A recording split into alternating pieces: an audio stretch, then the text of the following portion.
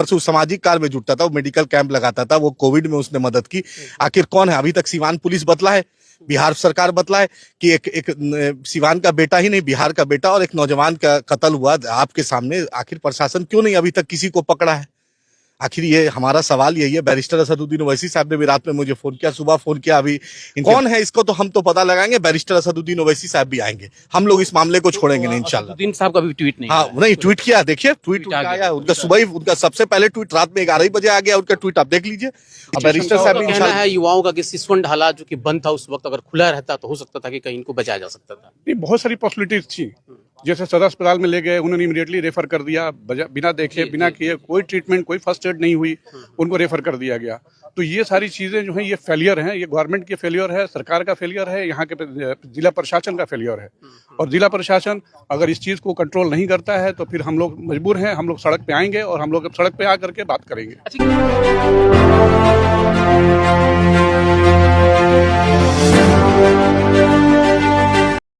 पाथी भरा फर्नीचर उद्योग, जहां पे शीशम और सागवान की लकड़ियों से बना हुआ आधुनिक फर्नीचर, सोफा सेट आदि मिलता है। सामान में भी आपको 10% की छूट, जिसमें फ्रिज, वॉशिंग मशीन। और नंबर पे कांटेक्ट करें। और उभरते हुए समझ लीजिए कि सीवान में उन्होंने नींव मजलिस इत्तेहादुल मुस्लिमीन की आरिफ जमाल साहब ने नींव रखी थी। और CA-NRC से पहले जब भी अख्तर उल ईमान साहब आए और जब भी MIM का मामला हुआ, आरिफ जमाल साहब पहला आदमी थे। अब समझ में नहीं आता है कि आखिर एक नौजवान उभरता हुआ सितारा सीवान का MIM को पूरे सारण प्रमंडल में मजबूत कर रहा था। आखिर क्या वजह, किससे क्या दुश्मनी है भाई? किसी को राजनीति करने का सीवान में या बिहार में अधिकार नहीं है क्या? सिर्फ कोई खास जात या खास समुदाय करेगा? मुसलमानों में भी जज्बा है कि नेतागिरी करे, राजनीति में आ गया। ऊपर से वो सामाजिक कार्य में जुटता था, वो मेडिकल कैंप लगाता था, वो कोविड में उसने मदद की। आखिर कौन है? अभी तक सीवान पुलिस बतला है, बिहार सरकार बतला है कि एक सीवान का बेटा ही नहीं, बिहार का बेटा और एक नौजवान का कत्ल हुआ आपके सामने। आखिर प्रशासन क्यों नहीं अभी तक किसी को पकड़ा है?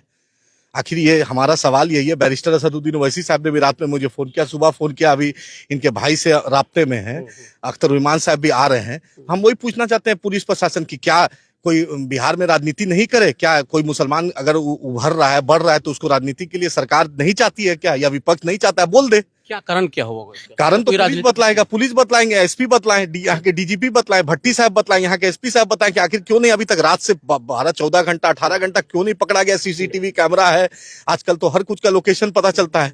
कौन है इसको तो हम तो पता लगाएंगे। बैरिस्टर असदुद्दीन ओवैसी साहब भी आएंगे, हम लोग इस मामले को छोड़ेंगे नहीं इंशाल्लाह। असदुद्दीन साहब का भी ट्वीट नहीं। हाँ नहीं, ट्वीट किया, देखिए ट्वीट आया उनका सुबह ही। उनका सबसे पहले ट्वीट रात में 11 बजे आ गया, उनका ट्वीट आप देख लीजिए।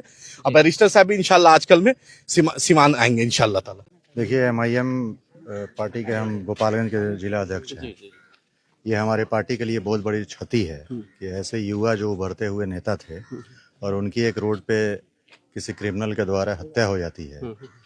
इसका साफ साफ कहना यही है कि सरकार का क्राइम पर कोई कंट्रोल नहीं है। सरकार सिर्फ जो है वो दारू बेचने के चक्कर में है। आप थाने में जाएं, गोपालगंज का हालात, सिवान का हालात बद से बदतर है पूरे बिहार में। लगभग एक दिन बीच करके के तरफ से ना ही कोई क्राइम में कंट्रोल है। और इसमें हम एक MIM पार्टी की तरफ से हम मांग करते हैं कि अगर 48 घंटे के अंदर अगर इस मामले का उद्भेदन नहीं हुआ, जो हत्यारे हैं उन पर अगर कोई एक्शन नहीं लिया गया, तो हम लोग विशाल तरीके से हम लोग रोड पर आएंगे और इसके लिए हम लोग जो करना होगा हम लोग। चलिए ठीक है, बहुत बहुत शुक्रिया आपका। जरा इधर आइए सामने। एक जो ये मामला अभी चूंकि MIM से जुड़ा, वो पहला ऐसा हमको लग रहा मामला आया हुआ है एक युवा की, चूंकि ये भी युवा है, जिला अध्यक्ष गोपालगंज के हैं, और ये जिनकी अभी हत्या हुई है ये भी युवा ही थे। एक युवाओं को अगर देखा जाए तो टारगेट में अगर लिया जा रहा है, वो भी इस पार्टी के तहत, जो कहीं ना कहीं तरह से देखा जाए तो मतलब उसका नया अभी बिहार में एक तरह से देखा जाए तो उत्थान हो रहा है। क्या आप लोगों को क्या लग रहा है? देखिए, पहली बात तो ये कहेंगे कि पूरे बिहार में जंगल राज पार्ट 2 का जो सीन है वो चल रहा है। ये तो बीजेपी कहती है। नहीं, हम लोग भी कह रहे हैं, क्योंकि जिस तरह से चीज़ें हो रही हैं और सिवान और खास करके जो हम लोगों का इलाका है ये पूर्वांचल का सॉरी, वहाँ युवाओं के सिर्फ हमारी पार्टी की नहीं, बहुत सारे युवा आप जाएँ, रोज़ आप लोग अगर न्यूज़ कवर कर रहे हैं, सिवान सदर अस्पताल में जा रहे हैं, आप देखें कि जितनी भी हत्याएं हो रही हैं वो युवाओं की हो रही हैं, नौजवानों की हो रही हैं। और सरकार जो है गूंगी और बहरी बनी बैठी है। उनके जो प्रशासन है, पुलिस है, उन्होंने शराब पकड़ने और शराबियों को पकड़ने पर लगा रखा है। तो क्या उनको अलग से अब अलग से पुलिस की जरूरत पड़ेगी इन सब चीज़ों के लिए, लॉ एंड ऑर्डर को कायम करने के लिए? लॉ एंड ऑर्डर पूरी तरह से फेलियर है और जिस तरह की चीज़ें कल देखने को मिली हैं, कल पोस्टमार्टम के लिए बहुत सारे चीज़ें हुई।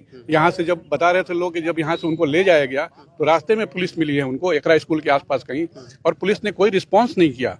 ये पुलिस की यही जिम्मेदारी है कि किसी, हाँ कल की बात है, यहीं के लोग ने बताया जिन लोगों ने उनको लेके जब हॉस्पिटल जा रहे थे तो पुलिस ने रिस्पांस नहीं किया। पुलिस की ये जिम्मेदारी है कि पुलिस की ये जिम्मेदारी थी कि उनको इमीडिएटली हॉस्पिटल लेके जाती और उनके उपचार करवाती। तो पुलिस ने कोई रिस्पांस नहीं है, पुलिस ने अपने रास्ते निकली है और फिर इन लोगों लेके गए, क्योंकि इनको उम्मीद बंदी थी कि पुलिस सामने आ गई है तो कुछ मदद करेगी। तो ये हाल है यहाँ पे एडमिनिस्ट्रेशन का। और कहना है युवाओं का कि सिसवन ढाला जो कि बंद था उस वक्त, अगर खुला रहता तो हो सकता था कि कहीं इनको बचाया जा सकता था। नहीं, बहुत सारी पॉसिबिलिटीज थी। जैसे सदर अस्पताल में ले गए, उन्होंने इमीडिएटली रेफर कर दिया, बिना देखे बिना किए, कोई ट्रीटमेंट कोई फर्स्ट एड नहीं हुई, उनको रेफर कर दिया गया। तो ये सारी चीज़ें जो हैं ये फेलियर हैं, ये गवर्नमेंट की फेलियर है, सरकार का फेलियर है, यहाँ के जिला प्रशासन का फेलियर है। और जिला प्रशासन अगर इस चीज़ को कंट्रोल नहीं करता है तो फिर हम लोग मजबूर हैं, हम लोग सड़क पे आएंगे और हम लोग सड़क पे आकर के बात करेंगे। अच्छा एक बात बताइए, सिर्फ आप ही लोग क्यों? क्योंकि एमआईएम से हैं इसीलिए, भाजपा के भी लोग हैं, इसमें विपक्ष भी है, कई पार्टियां हैं, तो सिर्फ एमआईएम ही क्यों इसके लिए मतलब आगे जो है कि काम करेगी? नहीं, देखिए हम अपनी जिम्मेदारी को समझते हैं और जो लोग भी जिम्मेदारी को समझेंगे वो आएंगे। जिसको जिसको लगता है कि उसको ये इसके लिए राजनीतिक जमीन आप लोग तलाश कर रहे हैं मतलब? नहीं, बिल्कुल भी नहीं। अभी हमारे साथी की मौत हुई है और हम अपनी राजनीति तलाश करेंगे उसमें।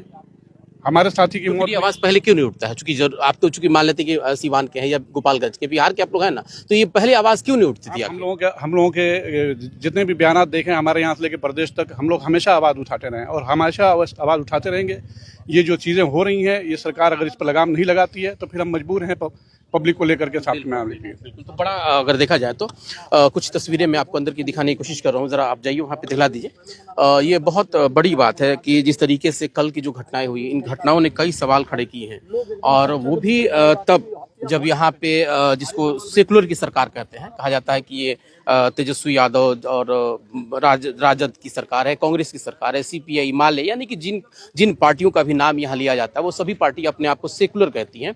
और उसके बाद एक ऐसी पार्टी जिसकी उभार अभी हो रही है खास करके बिहार में, यानी कि एमआईएम की, और सिवान जिला के अध्यक्ष थे। और जिस तरीके से इनके बारे में कहा जाता है कि एक बहुत ही नम्र व्यक्ति थे, काफी सॉफ्ट मिजाज थे, नया थे, युवा थे, और उनकी जो अभी उभार थी खास करके सीवान के राजनीति में, तो कुछ मिलाकर के लोग ये कह रहे हैं कि ये राजनीतिक हत्या है। हालांकि अभी तक इसके बारे में कुछ बात नहीं हो पाया है, कुछ क्लियर ये नहीं हुआ कि आखिर इनकी हत्या हुई तो किस लिए है, क्योंकि अभी तो तफ्तीश चलेगा, पुलिस जांच होगी उसमें। लेकिन जो पहली नजर में जो चीज सामने आया, जैसे कि कल जब उनकी हत्या हो गई, जब उनको गोली लग गया, उसके बाद ले जाते के जब इनको ले जाया जा रहा था उस वक्त भी जो है कि किसी तरह का इनको मदद नहीं मिला। सिसवन ढाला का जो समस्या था उसको हम लोग बार बार उठाते हैं, वो भी सिसवन ढाला जो बंद था वहाँ भी इनका बहुत समय वहाँ निकल गया। उसके बाद जब सदर अस्पताल में गए तो वहाँ भी कोई डॉक्टर नहीं था, जैसे कि उनके परिजन भी इस बात को कह रहे थे।